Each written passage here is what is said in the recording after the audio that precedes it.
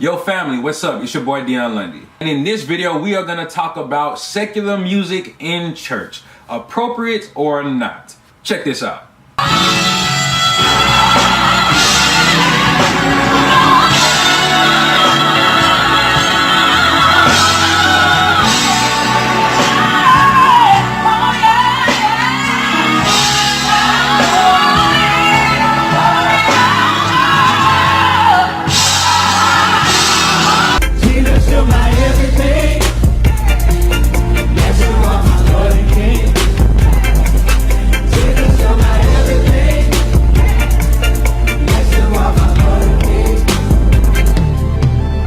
Some people who want it all. I don't want nothing at all. It ain't you, Jesus. I ain't got you, Jesus. Come on. Some people want diamond rings, but everything means nothing. Don't act like you won't know it. Come on. Some people want it all. I don't see nothing wrong with living for Jesus Christ. I don't see nothing wrong. Go ahead and fellowship with him day and night.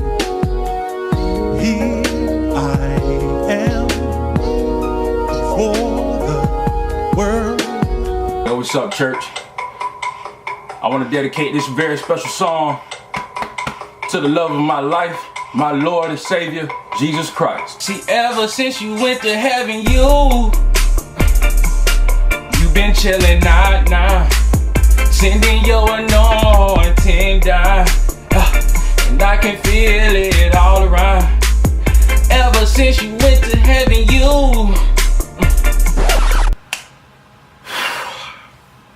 Okay, we're gonna come back to this, but first let's talk about it. I'm Deon Lundy, and this is the Deon Lundy Show. It's the Deon Lundy Show. It's the Deon Lundy Show. Don't act like you don't know. Some just trying to keep it real. So much I gotta say. What's happening today? I wanna let you know just how I feel. Just how I feel. The Deon Lundy Show.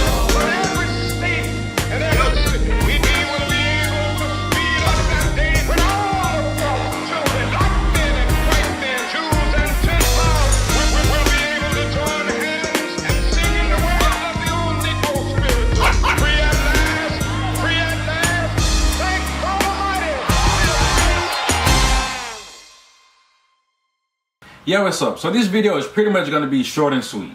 Okay, I'm going to tell you what I believe, but I also want to hear what you believe. If you agree with me, that's great. If you don't, that's okay, but now let's talk about it. I think that's the problem with Christians. They don't talk enough. They don't communicate enough. They don't discuss enough. So I'm going to share my perspective, and I want you to share yours with me.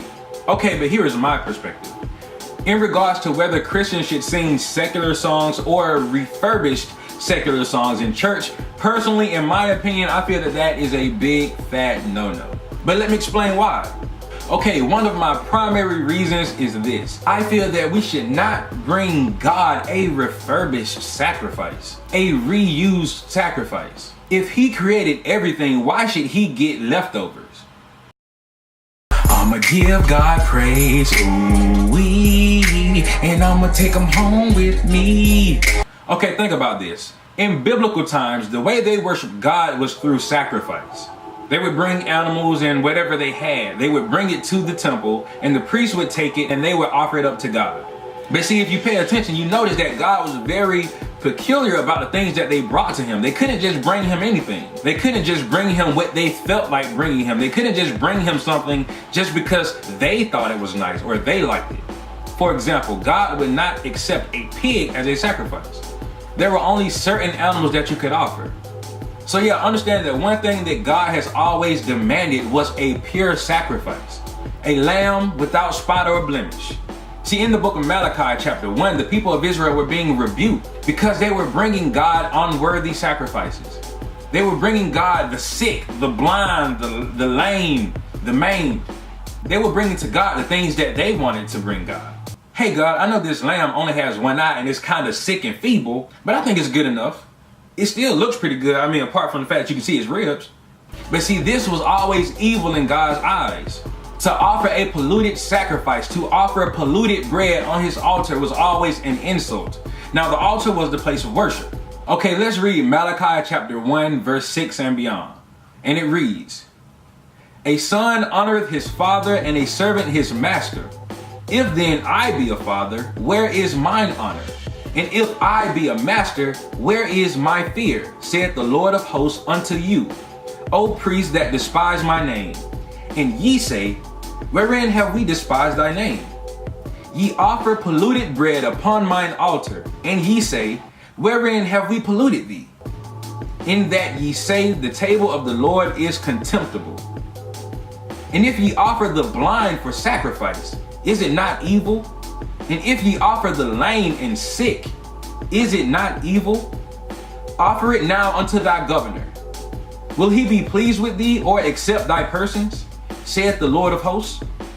Yeah, so here the people were being berated because they dishonored God in their sacrifice. Okay, why am I telling you this? What does this have to do with it? Let me explain. Today, we no longer worship God through the offering of animals. Instead, our sacrifice is our life and our worship. And whether people realize it or not, the songs that we sing in church is a part of our worship to God. It is our sacrifice. If God desired a pure and holy sacrifice without spot or blemish back then, today, why do people think that they can just give God anything and he'll be happy with it? I'ma give God praise, ooh-wee. I wanna praise you from the heaven to the floor. Then I wanna get up and then praise you some more. He saved me from my sin. That's why Jesus is my best friend. It's 5 in the morning, and now I'm up praising you. Oh, glory. 'Cause when I get that feeling, I need spiritual healing, spiritual healing. Oh, Jesus makes me feel so fine. Ooh, helps to relieve my mind. Oh! Yo, what's up, church?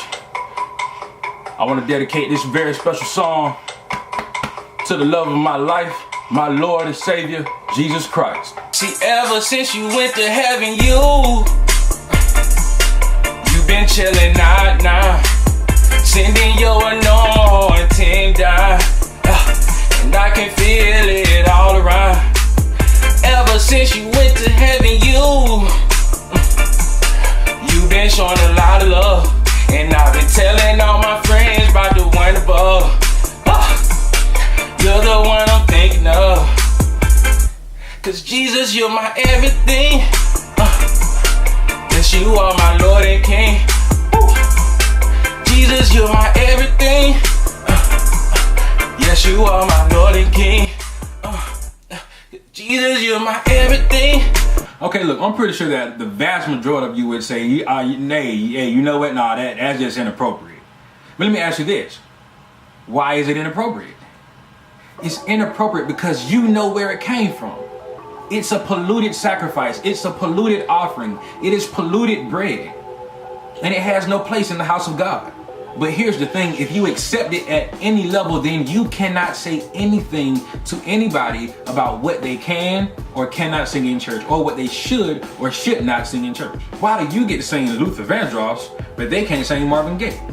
Why do you get to sing Beyonce, but they can't sing Cardi B or Nicki Minaj? See, when you crack the door, it slams open. And look, I'm sorry if this hurts your feelings, but it's true. When we take refurbished songs off the street and bring it into the house of God and lift it up to God, should he be pleased with it? Ladies, let me ask you this. If your husband writes you a poem for your anniversary and you love it, how would you feel if you found out 2 months later that that poem is actually the same poem he wrote for his girlfriend in high school? He just changed around a couple of the words. Would you be happy? Would you be pleased? Would you feel honored and respected and loved? Fellas, let me ask you this. If your wife tells you that she has a shirt for you, and then you try it on, and you love it, and you wear it for months, but then one day you find out that that shirt actually belonged to her old boyfriend, She bought it for his birthday, but then took it back after they broke up and gave it to you.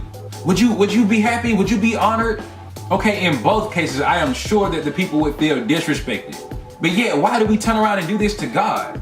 If you don't like refurbished stuff, if you don't want leftovers, how much more does God not want your leftovers? God created everything. He created sound itself. Therefore, is he not worthy enough for us to create a new sound to offer him to worship? Or will we just pick up whatever we find on the street and say, it'll do. Yeah.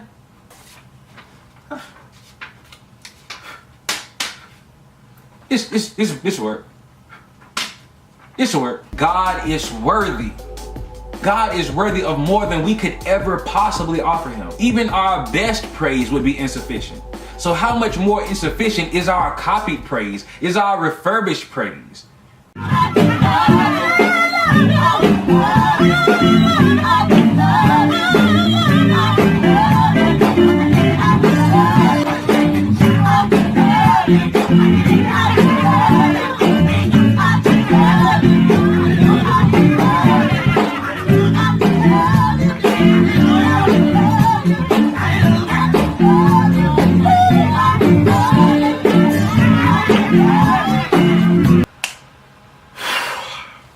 God is worthy of more than we could ever possibly offer him. But honestly, I think the problem is that people don't realize how holy God is. So in their minds, this crumpled piece of paper, that's good enough. But look, understand this. Look, I'm not upset at the people. I'm not upset at people who do this. Because honestly, I believe a lot of times this is just done out of ignorance, because no one has just really laid out the argument for them for why they should not do it. But yeah, in my mind, this is just so lazy, so sloppy, so disrespectful. Because I hold God in such high regard, I can't just offer him anything. There was a moment in the Bible where David sinned against God and he wanted to offer God an offering. So he told the man nearby that he was about to offer something up to God. And the man said, okay, cool, just take whatever you need. Take the tools, take the animals, just take it all. You know, I'll give it to you for free, and then you go offer it unto God. But David said, not so. How can I offer to God something that cost me nothing? Something that I didn't have to work for to get? Something that I got cheaply? If I offer to God that which I attained cheaply, then my worship is tainted. I will offer unto God the fruit of my substance, the fruit of my work. This applies to this situation. Why is it that people want to offer to God something that they didn't work for, something that they attained cheaply? You go on YouTube and download an instrumental and just write a new song to it? Listen, man, that is cheap. Let me give another example. Let's think back to biblical times. Okay, we know that every year that all the people would gather and offer sacrifices unto God. Okay, so there was one man, he was on his way to offer sacrifices unto God. But on his way, he passed another altar. It was the altar of Ashtaroth, a different god. And apparently the ministers of Ashtaroth, they started a sacrifice, but they didn't finish. They only made a few cuts and then they left. So the lamb's carcass was still pretty much intact. Okay, answer me this. Would that man be evil if he took his own lamb, the pure lamb, and put it back in his house, but then took that dead animal carcass and went to the temple of God and tried to offer it up as a burnt sacrifice to God? Would that man be evil, or would God be pleased? Would God accept his person? God would not accept his person. Another example, look at Cain and Abel. They both brought sacrifices. Abel brought the best that he had. Cain just gave something. God received Abel's sacrifice, but he rejected Cain's sacrifice. Listen, you cannot offer God anything. You cannot worship God however you want to worship. You must worship him in the way that he desires to be worshiped.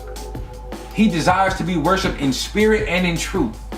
Jesus said the Father is seeking such to worship him. He's seeking those who want to worship him in spirit and in truth. Yeah, they may not be perfect, but they want to worship in spirit and in truth. And they aren't afraid to work toward it. Look, we have to have a standard. And I know that's not a popular thing to say when we are living in a world where there are no standards, especially God's standard. But we have to have a standard. Because think about this, if there is no standard, then why can't Mother Maybell's little granddaughter, Cinnamon, the 23-year-old stripper, teach praise dancing to the little girls? Praise is what I do. Praise is what I do.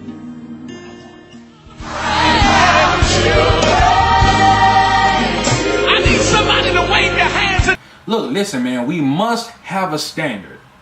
Jesus said, give not that which is holy unto the dogs.